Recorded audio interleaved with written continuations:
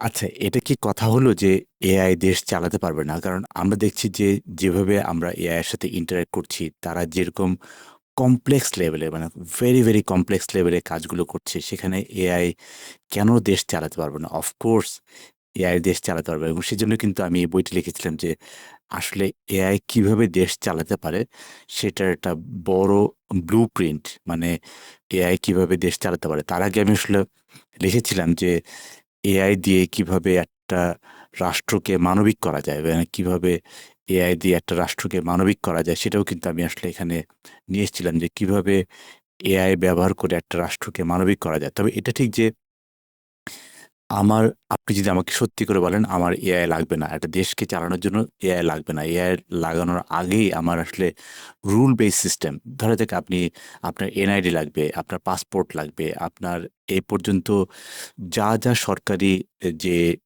Documentation বা সরকারি service লাগবে, সেখানে কোনো হিউম্যান টাচের প্রয়োজন নেই। কারণ দেখেন যে সবগুলোতে কিন্তু রুল বেসড, মানে আপনার এনআইডির জন্য আপনার জন্ম নিবন্ধন লাগবে, আপনার এই যে অন্যান্য যত ধরনের ডকুমেন্ট, সব ডকুমেন্ট কিন্তু দিজ আর রুল বেসড।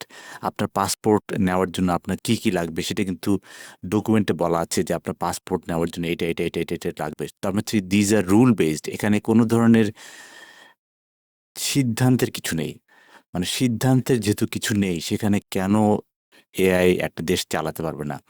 আমি মনে করি যে শুরুতে রুল বেসড, যে আমার একটা ট্রেড লাইসেন্স পেতে হলে আমার এইটা এই ডকুমেন্ট লাগবে। সুতরাং এই ডকুমেন্টগুলো কেন সরকার নিজের সিস্টেমের মধ্যে থেকে তারা আসলে ভেরিফাই করে নিতে পারে না যে এটা আসলে মানে এই মানুষটা বা এই এজেন্সিকে আমি একটা ট্রেড লাইসেন্স বা যেকোনো এনওসি বা যেকোনো জিনিস আমরা যদি দিতে চাই, তার জন্য কিন্তু আমরা যেই পলিসিটি করেছি, সেই পলিসিতে কোনো ধরনের এক্সট্রা সিদ্ধান্তের প্রয়োজন হয় না।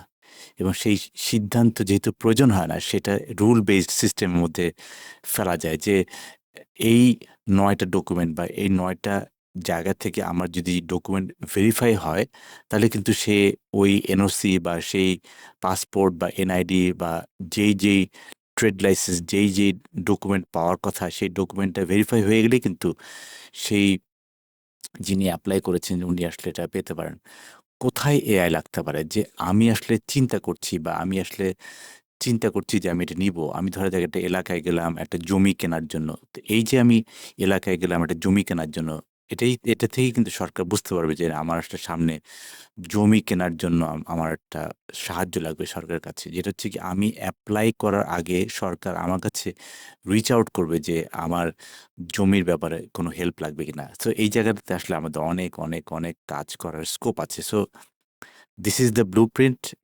You could read it, and this book can actually support you to that understanding যে আসলে কিভাবে একটা দেশ সত্যিকার অর্থে এআই দিয়ে আসলে চলতে